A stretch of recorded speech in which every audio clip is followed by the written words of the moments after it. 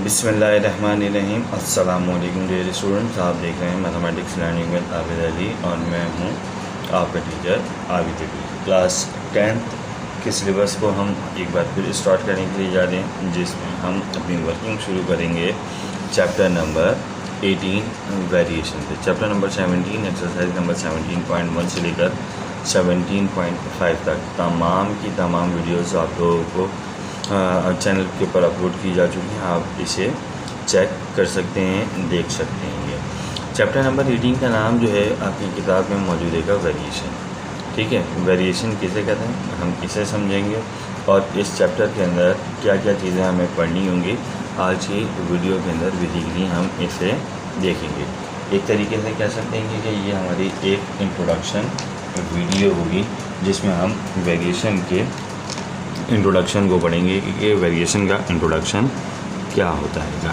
ठीक है जी। अब अगर हम इंट्रोडक्शन की बात करें, तारुफ की बात करें, तो देखें सबसे पहले तो हमें ये पता होना चाहिए कि इस चैप्टर में हमें कौन कौन से टॉपिक्स पढ़ने होंगे। ठीक है जी। तो टॉपिक्स पढ़ने की जब हम बात करेंगे तो टॉपिक्स से मैं यहाँ पे नाम लिखता हूँ कि हम कौन कौन से टॉपिक्स को यहाँ पे डिस्कस करेंगे। सबसे पहले हम यहाँ पर स्टडी करेंगे रेशो को। तो ये आ गया हमारे पास रेशो के बाद हम स्टडी करेंगे प्रोपोर्शन को। तो ये आ गया प्रोपोर्शन के बाद हम एग्जैक्टली डिस्कस करेंगे वेरिएशन को। और वेरिएशन की जो दो टाइप्स मौजूद होती होंगी उनको हम पढ़ेंगे, जो कि डायरेक्ट वेरिएशन और इन्वर्स वेरिएशन के ऊपर मुश्तमिल है, उसे पढ़ेंगे। इसके अलावा हम पढ़ेंगे यहाँ पर जॉइंट वेरिएशन। जॉइंट वेरिएशन के अलावा हम यहाँ पे पढ़ेंगे थ्योरम्स ऑफ प्रोपोर्शन। ठीक है जी, थ्योरम्स ऑफ प्रोपोर्शन यानी प्रोपोर्शन पर इस्तेमाल होने वाले थ्योरम्स को पढ़ेंगे। उसके अलावा हम यहाँ पे के मेथड को स्टडी करेंगे। तो ये कुछ पॉइंट्स हो गए या कुछ टॉपिक्स हो गए जिनको बेसिकली हमें चैप्टर नंबर 18 के अंदर पढ़ना होगा। अब इन टॉपिक्स को हम किस तरह से कवर करेंगे, इसके लिए हम एक एक करके इनको पढ़ना शुरू करते हैं, समझना शुरू करते हैं और फिर इसके बाद एक्सरसाइज को हल करेंगे। लेकिन सबसे पहले हम बात करेंगे रेशो की। राइट, कि रेशो क्या चीज़ होती है कि रेशो को उर्दू में कहा जाता है शरह। ठीक है। अब ये शरह जो होती है ये बेसिकली दो सेम क्वांटिटीज़ के ज़रिए हासिल की जाती है। अगर आसान अल्फाजों में कहा जाए तो हम ये कह सकते हैं कि it is comparison between two same quantities. दो सेम क्वांटिटीज़ के दरमियान में कंपैरिजन किया जाए तो उस कंपैरिजन को आप क्या नाम देंगे, रेशो का नाम देंगे। मिसाल के तौर पे आपके पास पेयर ऑफ शूज़ मौजूद है। अब इस पेयर ऑफ शूज़ की कॉस्ट को आप कंपेयर कर सकते हैं उसी तरह के पेयर ऑफ शूज़ की कॉस्ट के साथ कि एक मार्केट में अगर ये जूता 1000 रुपये का आएगा तो दूसरी मार्केट में ये जूता कितने का हो। ठीक है जी।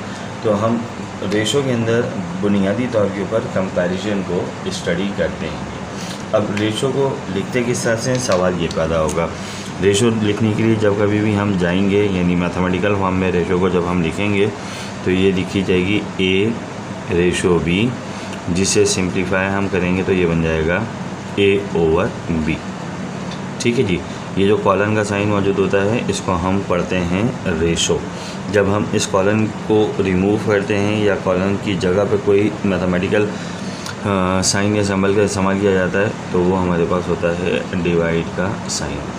अब इसमें ये जो ऊपर वाला नंबर मौजूद होता है इसे हम कहते हैं एंटीसीडेंट, और नीचे वाला जो नंबर मौजूद होता है इसे हम कहते हैं कॉन्जीक्यूट। ठीक है। तो रेशो में हमारे पास ये दो चीज़ें मौजूद होती हैं। रेशो के बाद अगर हम बात करें प्रोपोर्शन की।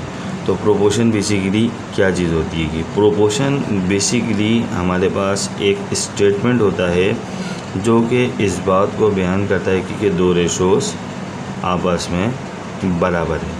ठीक है जी, ये बेसिकली दो रेशोज़ की इक्विवेलेंसी को रिप्रेजेंट करता है। मिसाल के तौर पे एक रेशो मेरे पास मौजूद है ए रेशो बी। ठीक है जी, इसी तरीके से एक रेशो मेरे पास मौजूद है सी रेशो डी।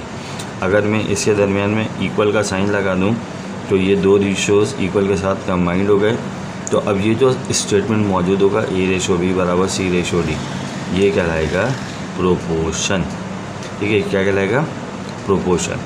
अब इस प्रोपोर्शन में ये जो नंबर्स हमारे पास मौजूद होंगे इनको हम नाम देते हैं कि ए जो है यहाँ पर हमारे पास, राइट, ये जो ए हमारे पास मौजूद हैगा इस ए को हम कहते हैं फर्स्ट प्रोपोर्शन।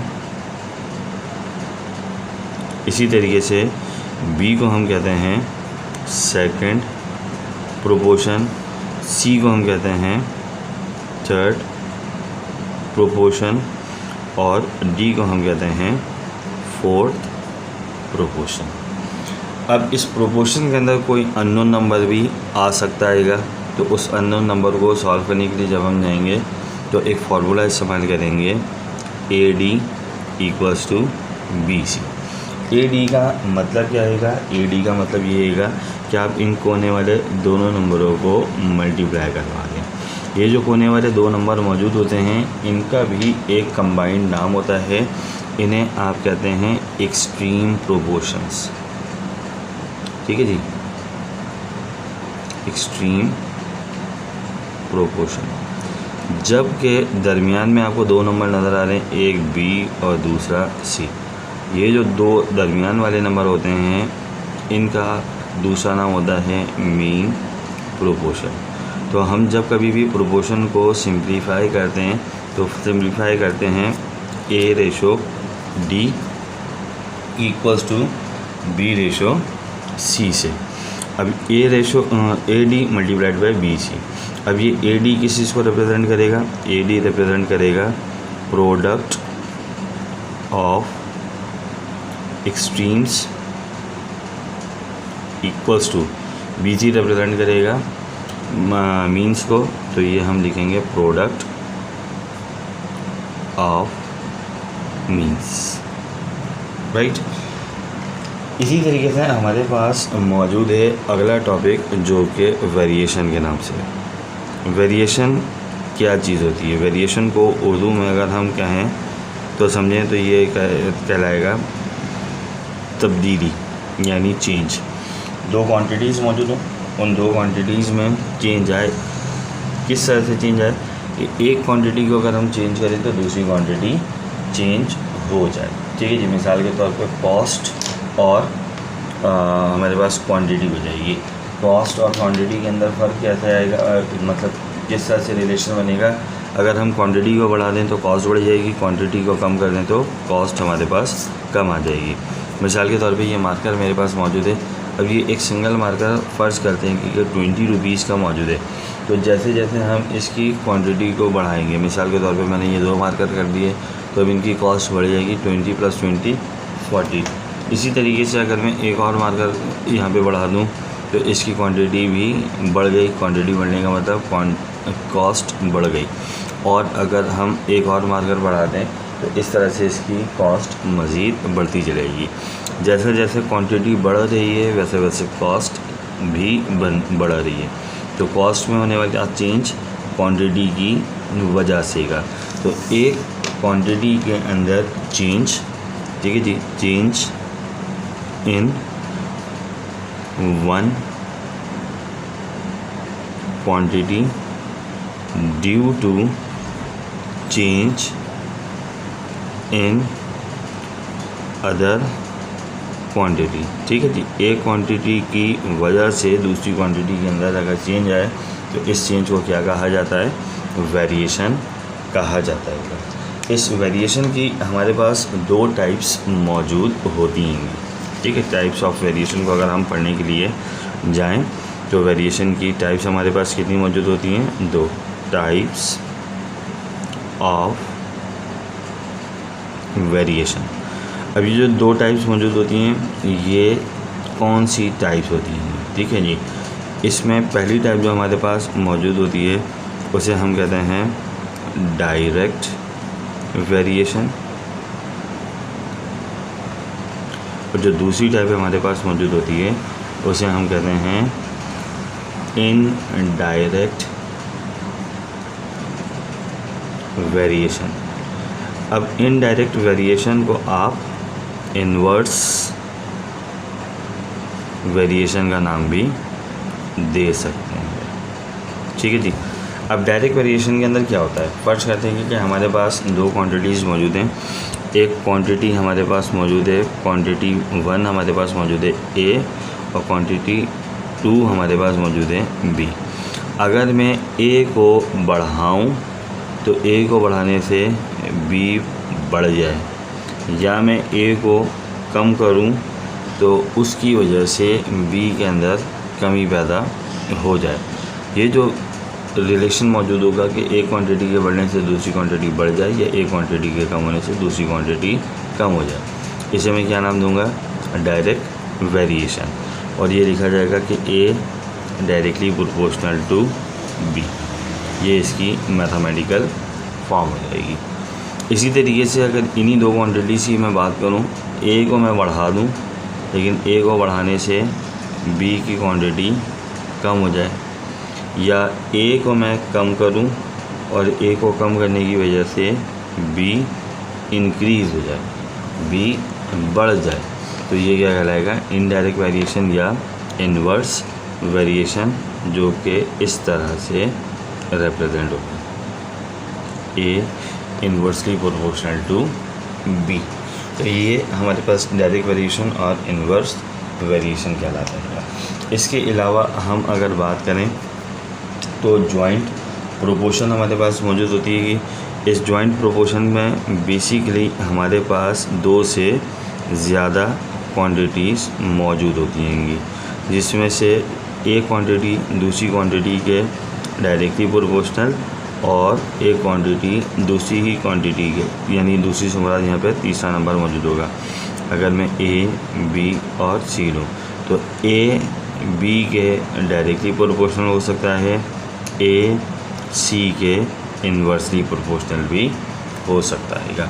यानी एक क्वांटिटी दूसरी क्वांटिटी के डायरेक्टली प्रोपोर्शनल या इन्वर्सली प्रोपोर्शनल, या इस तरह से मौजूद होगी कि ए और बी डायरेक्टली प्रोपोर्शनल है, ए और सी भी डायरेक्टली प्रोपोर्शनल है, ए और बी इन्वर्सली प्रोपोर्शनल है, तो ए और सी भी इन्वर्सली प्रोपोर्शनल हो जाए।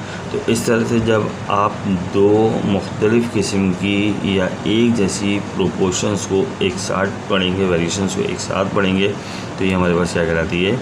जॉइंट प्रोपोर्शन या जॉइंट वेरिएशन। एग्जैक्टली इसका जो नाम है वो हैगा जॉइंट वेरिएशन। ठीक है, ये क्या कहेंगे इसे हम? Joint variation. उसके बाद मज़ीद इसके कुछ टॉपिक्स मौजूद होंगे जो कि थ्योरम्स ऑफ प्रोपोर्शन एंड के मेथड हैगा। इंशाल्लाह जब एक्सरसाइज स्टार्ट होगी तो उस एक्सरसाइज की इब्तिदा के अंदर इन तमाम बातों को बयान की जाएगी। आज हम अपने टॉपिक को फ़िलहाल यहाँ तक रखते हैं। इंशाल्लाह अगली वीडियो में जब आपके साथ एक्सरसाइज को सॉल्व करना हम शुरू करेंगे तो उसके अंदर इन तमाम चीज़ों को मज़ीद एक बार फिर आपको बयान किया जाएगा, और एग्जैक्टली किस तरह से आप इनको यूज़ करते हुए अपनी एक्सरसाइजेस को हल करेंगे। इसके लिए हम एक्सरसाइज जब स्टार्ट करेंगे तो आपको वर्किंग एक्सप्लेन की जाएगी। देखते रहिए mathematics learning with Abid Ali. अपने टीचर को इजाज़त दीजिए, चैनल को लाइक कीजिए, शेयर कीजिए, सब्सक्राइब कीजिए। Thank you so much.